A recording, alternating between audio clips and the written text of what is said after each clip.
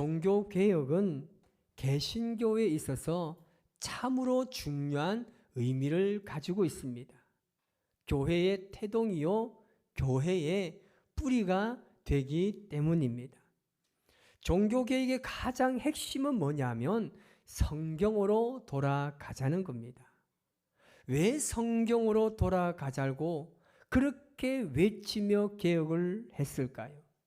당시의 교회가 성경 말씀대로 살지 않았기 때문에 우리가 빨리 성경으로 돌아가야 한다고 외쳤던 것입니다. 여러분, 종교개혁하면 어떤 사람이 떠오릅니까? 네, 마틴 루터가 아마 여러분 떠오를 겁니다. 이 마틴 루터의 종교개혁은요, 정말 그 현실에서 굉장히 불가능한 일이었습니다. 당시에 강력한 교황의 힘과 황제의 권력에 대항해서 반박하는 행위였기 때문에 결코 루터의 종교개혁은 쉬운 일이 아닙니다. 루터는 생긴 지 얼마 되지 않는 비텐베르크 대학교에서 신학을 가르치던 교수였고 무명의 수도사였습니다. 우리가 루터의 종교개혁을 이해하기 위해서는 그가 1517년도에 작성한 95개의 조항의 반박문을 우리가 알아야 할 필요성이 있습니다. 95개의 조항의 반박문을 아마 여러분들이 읽어보셨는지 모르지만 제가 말씀을 준비하면서 읽어보았는데 이 내용은요, 면죄부와 고해 성사에 대한 반박문입니다. 사진을 한번 보시면 이 종교개혁을 한 이 마틴 루터가 여기서 이 반박문을 붙인 겁니다. 자, 이렇게 이 비텐베르크 성당 그 대문 앞에 이렇게 붙여놓고 그가 이렇게 반박문을 사람들에게 선포한 겁니다. 여러분, 고해 성사에서 죄인이 범한 죄에 대해서 그가 통회하고 자복하면 그 죄에 대한 죄책을 하나님께서 용서해 주셨습니다. 그런데 그 죄에 대해서 사죄가 주는 형벌이 있습니다. 거기에 대해서 배상을 해야 한다는 겁니다. 이 형벌은 세상의 처벌로서 이 죄에 대한 경중에 따라서 기도, 그리고 성경 읽기, 선행, 구제 행사, 그리고 성지 순례를 명령합니다. 그런데 이 형벌을 면제해 주는 것이 있는데 그것이 바로 오늘날 우리가 알고 있는 바로 이 면죄부입니다. 중세시대 때 이 면죄부의 내용인데 이 면죄부를 이 사람들에게 팔게 된 겁니다. 그런데 이것을 왜 팔았을까요? 실제로 요한 베첼이라고 하는 사람이 면죄부의 의미에 대해서 이렇게 이야기합니다. 금화가 헌금꾀에 떨어지는 소리를 내는데 그 순간 영혼은 연옥을 벗어나서 하늘로 올라간다는 거예요. 그래서 이 연옥을 팔 때에 사람들을 굉장히 기만했습니다. 그렇다면 그냥 그 소리만 들으면 이 영혼이 떠나가야 되는데 거기에는요 단계가 있습니다. 이 면죄부가 당시에 얼마를 했냐면 오늘날 환산을 하면 평민들은 한 35만 원 정도 합니다. 중산층은 210만 원 정도 하고 고위층들은 700만 원의 돈을 주면서 이 면죄부를 사게 되는 겁니다. 그리고 이 면죄부의 금액을 낼 때에 50%는 황제가 가져가고 교황이 가져가고 그리고 이 50%는 뭐 했겠습니까? 성전입니다. 베드로 성당을 이 보수 공사하기 위해서 이 면죄부를 팔고 돈을 거두어 드리는 이 성도들에게 굉장히 기만한 행위였습니다. 이렇게 교회가 부패해져가는 상황에 이르게 되자 마틴 루터는 1517년 10월 31일 로마 가톨릭 교회의 잘못된 관행을 지적하는 95개 이 반박문을 비텐베르크 성당에 게시함으로 종교개혁을 시작했던 것입니다. 그런데 이 마틴 루터의 종교개혁을 로마 제국이 가만히 보고 있었겠습니까? 그냥 놔주지 않습니다. 로마 제국의 황제인 찰스 5세는 즉시 보름스 회의를 소집합니다. 그리고 마틴 루터를 소환하게 됩니다. 그런데 이 마틴 루터의 친구들이 지금 상황을 보니까 이 분위기가 심상치 않습니다. 그래서 루터를 찾아가서 빨리 피신하라고 그에게 요청을 하게 됩니다. 이때 루터가 거기서 한 유명한 말이 있습니다. 원수들이 보름스 성당의 기왓장만큼 많을지라도 나는 그곳을 가겠다고 이야기하면서 재판장에게 말합니다. 이 친구들에게 말하죠. 그래서 그가 보름스 그 재판장에 가서 아주 유명한 말을 합니다. Oh God, here I stand. I have a choice. 하나님, 내가 여기 서 있습니다. 나는 선택이 없습니다. 루터가 이야기합니다. 여러분, 루터가 주장한 이 종교개혁의 정신은 어디 있습니까? 오직 성경입니다. 오직 믿음이고 오직 은혜를 통해서 하나님께 영광을 돌리는 겁니다. 신앙의 기초와 기본의 본질을 회복하자는 겁니다. 이 세 가지가 종교개혁의 정신이었습니다. 저는 여기서 더 중요하게 생각하는 것은 뭐냐면 이렇게 부패한 교회의 실정과 세상에 대해서 마틴 루터는 벌써 이 세 가지를 중요하게 여기면서 믿음 생활을 하고 있었다는 사실입니다.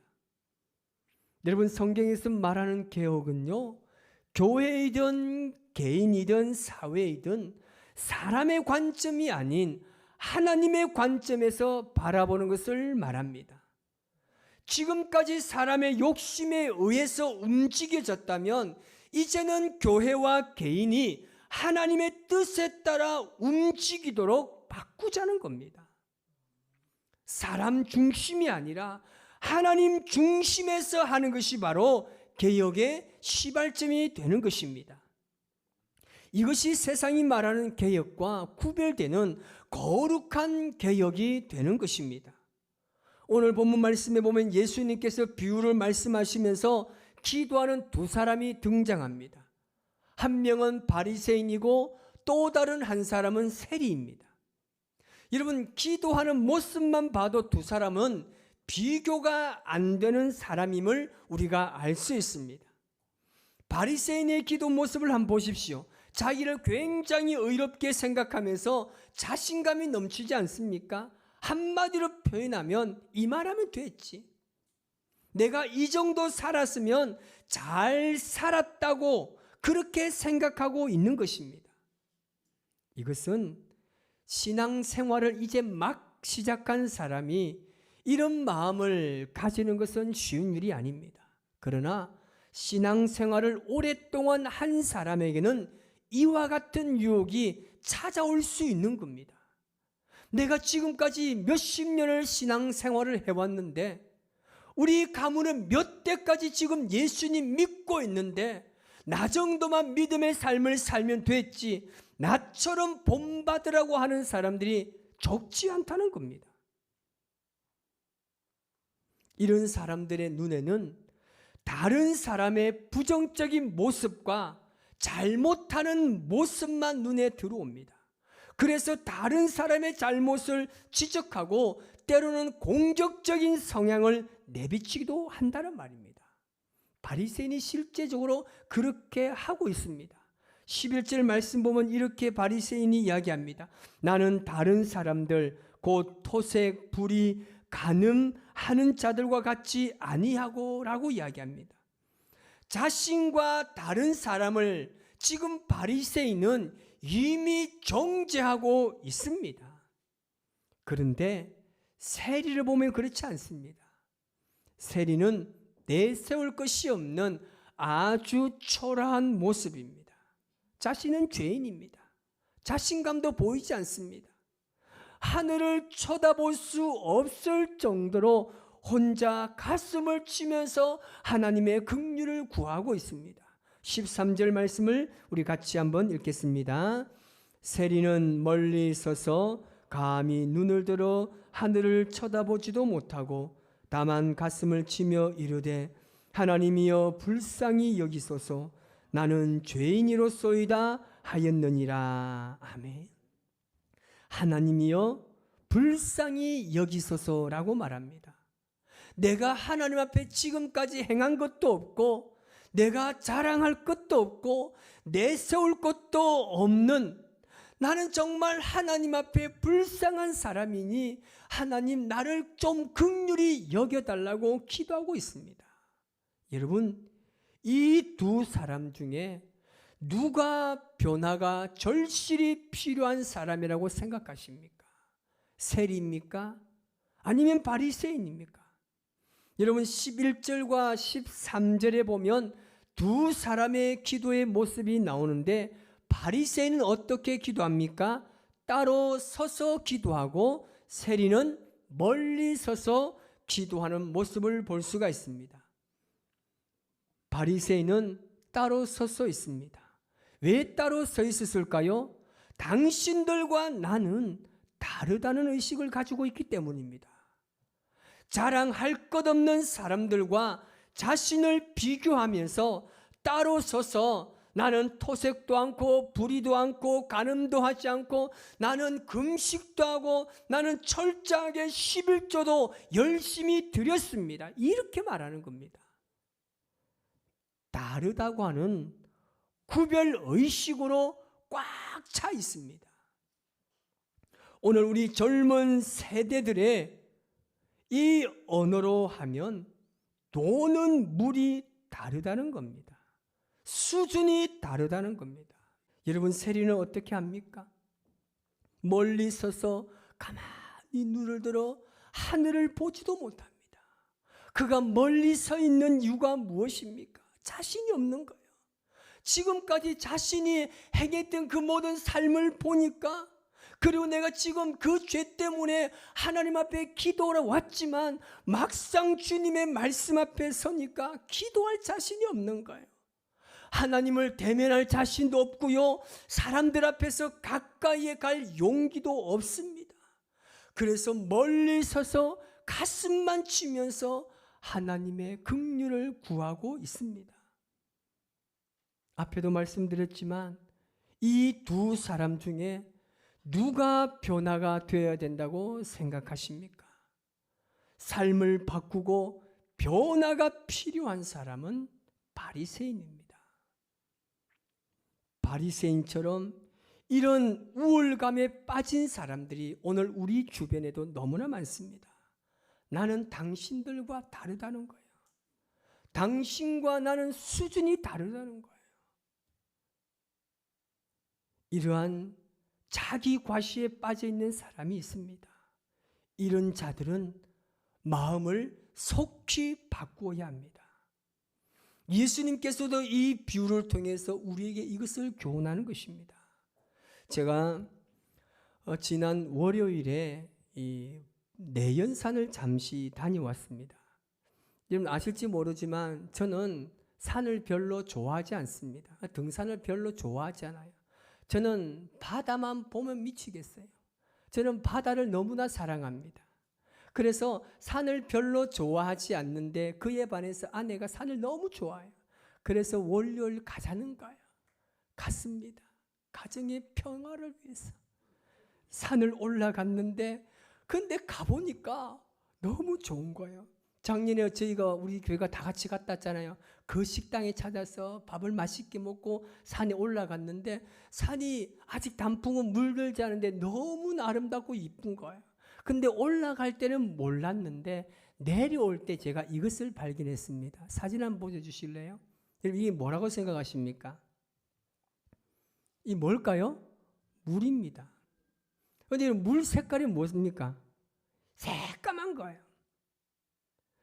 여러분, 이 물이 이렇게 새까맣게 변할 수 없는 이유가 뭔지 압니까? 고여있기 때문이에요. 주위에 이 물이 흐르지가 않아요. 그런데 이 물이요, 이렇게 새까맣게 변했습니다. 그런데 이 물 옆에 어떤 물이 있는 줄 아십니까? 한번 보십시오. 이 물 바로 옆에 있습니다. 여러분, 이렇게 맑고 깨끗한 이유가 뭔지 아십니까? 바로 옆에 있는데 한쪽 물은 새까맣고 한쪽 물은 이렇게 맑은 물이었습니다. 왜냐하면 쉬지 않고 흐르기 때문입니다.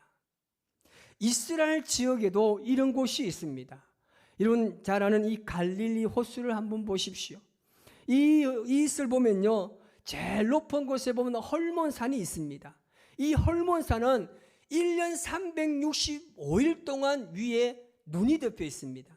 눈이 녹자 물이 되어서 이 갈릴리 호수로 내려옵니다. 그래서 이 1년 내내 이 갈릴리 호수는요, 맑은 물이 흘러 들어옵니다. 그리고 이 물은 요단강을 타고 사해로 흘러갑니다. 그런데 사해는 갈릴리 호수물을 받기만 하고 다른 곳으로 흘려보내지 못합니다. 그래서 사해를 뭐라고 이야기합니까? 죽음의 바다라고 이야기합니다. 죽음의 호수라고 이야기합니다. 이 물은 완전히 죽은 거예요. 여러분, 내 자신이 새롭게 변화되기 위해서 어떻게 합니까? 흘려보내야 됩니다. 물이 흐르지 않고 한 곳에 그대로 고여 있으면 그때부터 본래 가지고 있던 생명력을 잃어버리고 결국에는 썩게 되는 것입니다. 여러분, 여러분 안에 있는 하나님의 이 사랑을 흘려보내시기 바랍니다. 그래야 진정한 사랑이 될 줄 믿습니다. 여러분이 가지고 있는 물질을 많은 것으로 흘려보내시기 바랍니다. 말씀도 흘려보내세요. 이것이 여러분 생명력을 가지게 되는 것입니다. 과거에 찬란했던 신앙을 그 이야기만 하지 마시고 우리가 해야 할 주님의 사명과 비전에 대해서 우리가 이야기해야 하는 것입니다. 그것이 살아 움직이는 신앙입니다. 교회도 마찬가지입니다. 교회가 어떻습니까? 안주해 있으면 안 되는 거예요. 항상 교회는 개혁되어야 합니다. 예수님께서 이렇게 말씀하셨습니다. 마가복음 7장 9절 시작. 또 이르시되 너희가 너희 전통을 지키려고 하나님의 계명을 잘 저버리는 도다. 아멘. 지금 우리는 교회의 전통을 지키는 명분으로 거저 머물러 있는 신앙은 아닌지 우리가 깊이 생각해야 합니다. 개혁은요, 본래의 신앙으로 돌아가는 겁니다. 성경으로 돌아가자는 겁니다. 예수님의 뜻대로 하나님께서 말씀하신 그 말씀대로 살고자 했던 초대교회로 돌아가자는 운동입니다. 그래서 종교개혁에 있어서 가장 중요한 사건은 하나님의 말씀, 오직 성경을 회복하자는 것입니다. 개혁의 영어 표현은요, 리포메이션입니다. 잘못된 것을 다시금 뜯어서 고쳐서 만들자는 뜻입니다. 다시금 형성해야 한다는 겁니다. 절박하고 간절할 때 일어나는 각성의 마음입니다.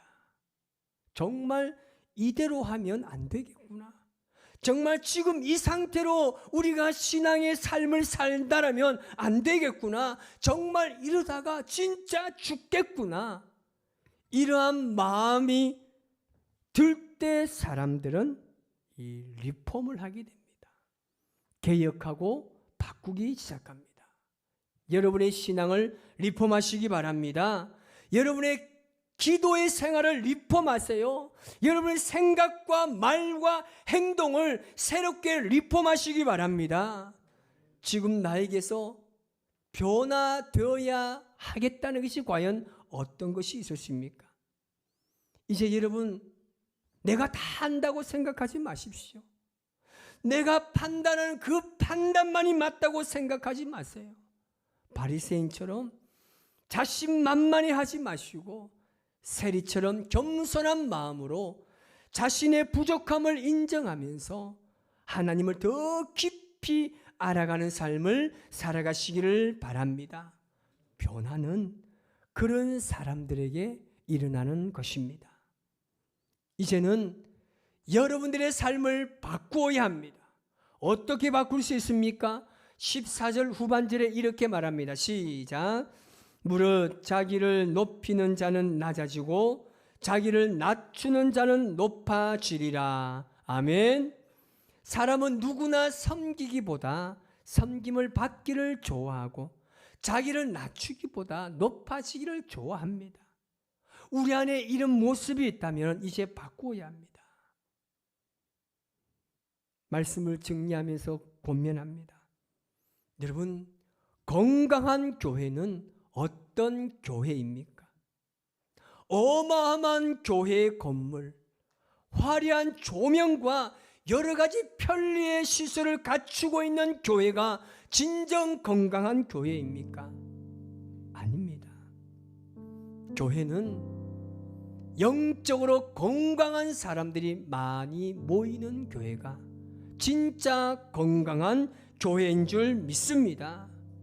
하나님의 말씀대로 살지 못해서 가슴을 치며 기도하는 사람들, 말씀에 따라 살기 위해서 자신을 철저하게 희생하고 섬기며 주님을 바라보며 살아가는 그 각오를 결단하는 성도들이 모인 교회가 건강한 교회입니다.